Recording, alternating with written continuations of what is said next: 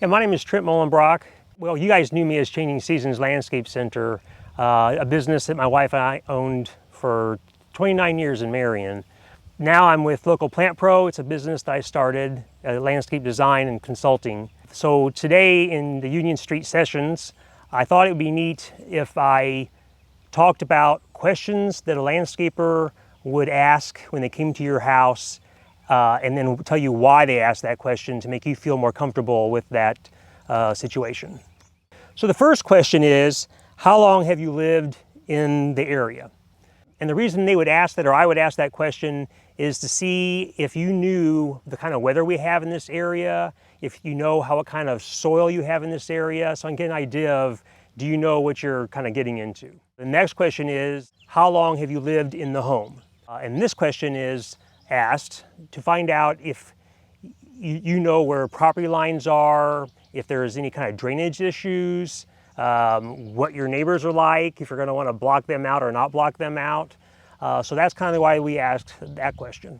Are you planning to resell soon? This is a question I ask because if you're going to resell, you may want to re-landscape with a lower budget, or if you're trying to sell it quickly and you make it look real good, you might want to go with bigger and larger plants. So that question helps us decide how much money you want to spend and the size of plants you might want to put in there. What is the level of garden experience? Obviously, this is a good question because we don't want to put things into your yard that are hard for you to take care of if you're not a green thumb person. You may be a brown thumb person, so we want to put in things that are just really, really easy to grow.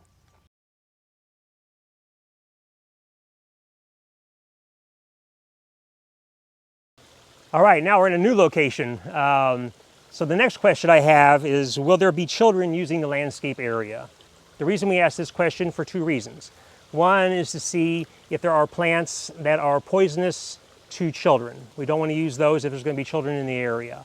The other reason we ask this question is maybe we want to find plants that children are fascinated by and they like to watch or see. They do things. They bring bees in, those kind of things, the colors they like.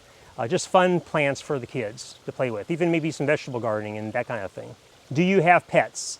Same reason for the kids, basically. We don't want to have plants put in there that are poisonous to pets. And then again, we also want to find plants that don't get beaten down by dogs.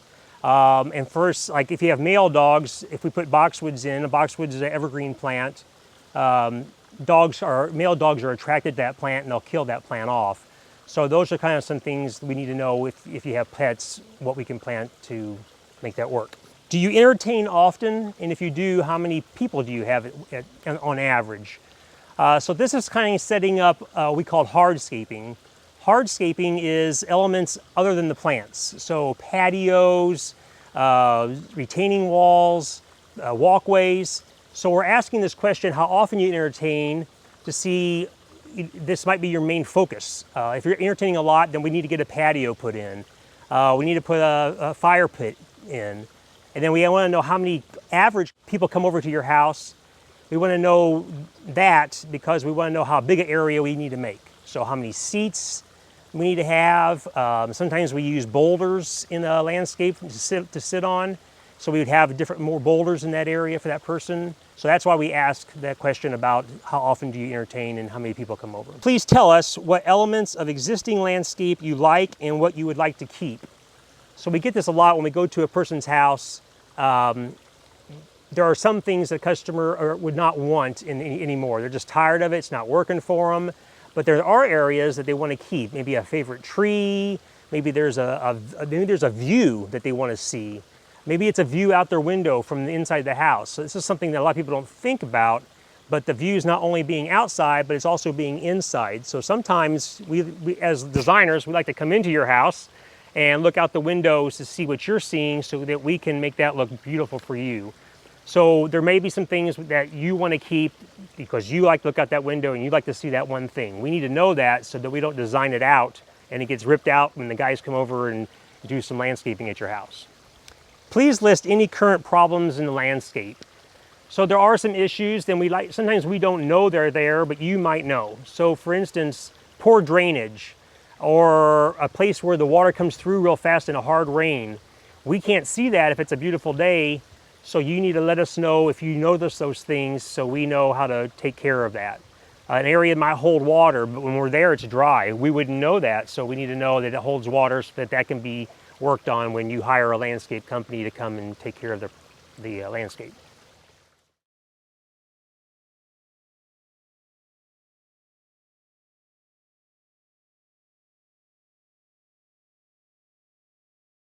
Okay, I've switched locations on you again. Are there any easements, setbacks, covenants, or other zoning regulations to consider? So everybody's, where you live, there might be restrictions. So before the landscape designer comes, you want to find out what those restrictions are and let that person know those. So there might be so many feet off of the road you can plant. There might be so many feet off the backyard, so you're not planting a tree that'll grow over into your neighbor's yard. Some towns, all towns are different. Like in some towns, if your tree grows over your property line, they have the right to come by and cut the backside of your tree off. So those are all things you kind of want to know. Also too, like if you build a pool, if you're out in the country, you might not have to have a fence, but if you're in town, you might have to have a fence put in. Are there underground utilities? Whether you know this or not, when you dig in your yard, you should always call, it's called Julie. It's 1-800-JULIE, or you can go online actually and look that up, Julie, Illinois, underground lines, and then you have to register and have your yard marked where utility lines are. If you have a landscape company come in and do landscaping for you, they're required to do that instead of you. So when you hire somebody to come in and do landscaping, you should be watching for some flags to show up in your yard, and if you don't see those flags, you should ask the landscaper if he called Julie.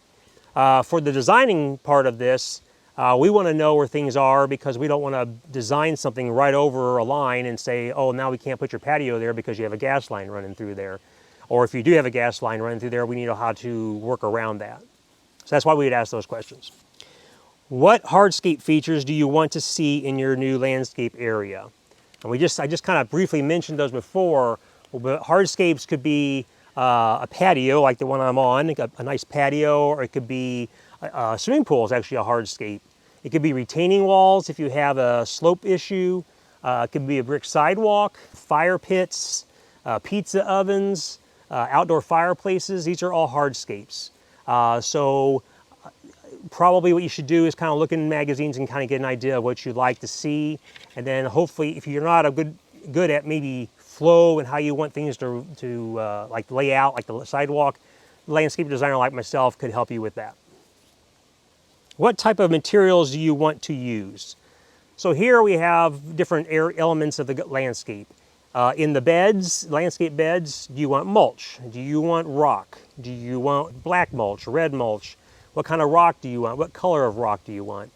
What kind of edge do you want to hold between the grass and the landscape? Do you want a vinyl edge, a steel edge, rock edge? These are all elements, hardscape elements, material elements of the job.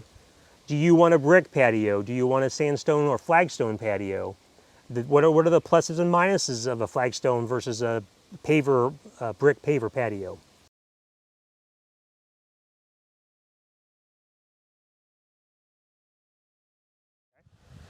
So here are the last questions and the last location that I moved to now.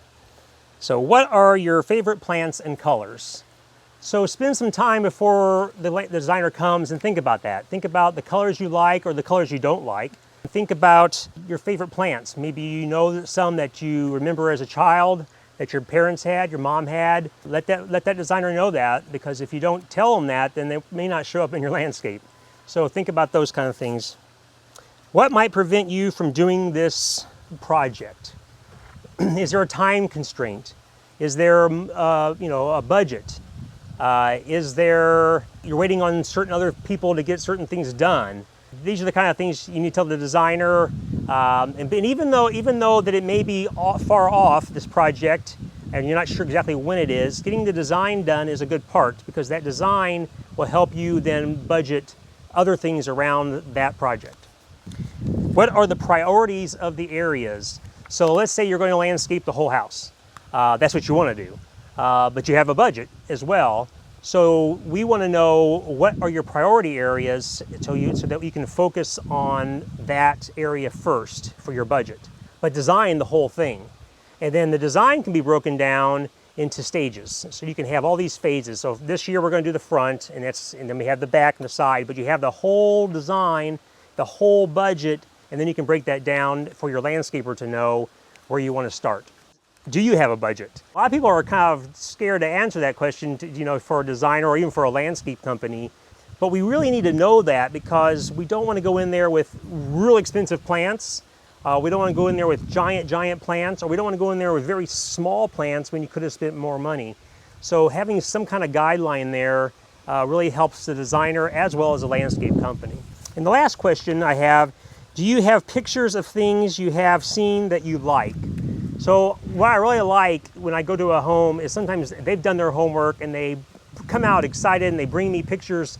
They've gone on Pinterest and they give me their account sometimes, and they show me what plants and things they like and houses they like the look of, or cutting out articles from magazines, and I love this patio, or I love this pool area, I love this sidewalk, how it goes to the front of the house. Those are very helpful because I have my opinion of what I like, but I want to know what you like so that I can design the landscape for you. So to finish this session off, we thought it would be really neat if you have questions for me. You can email those to me now for the next hour, and then I will send you back answers to those questions, or through Facebook, either way. And then I can answer those questions for you, and then we can kind of go from there.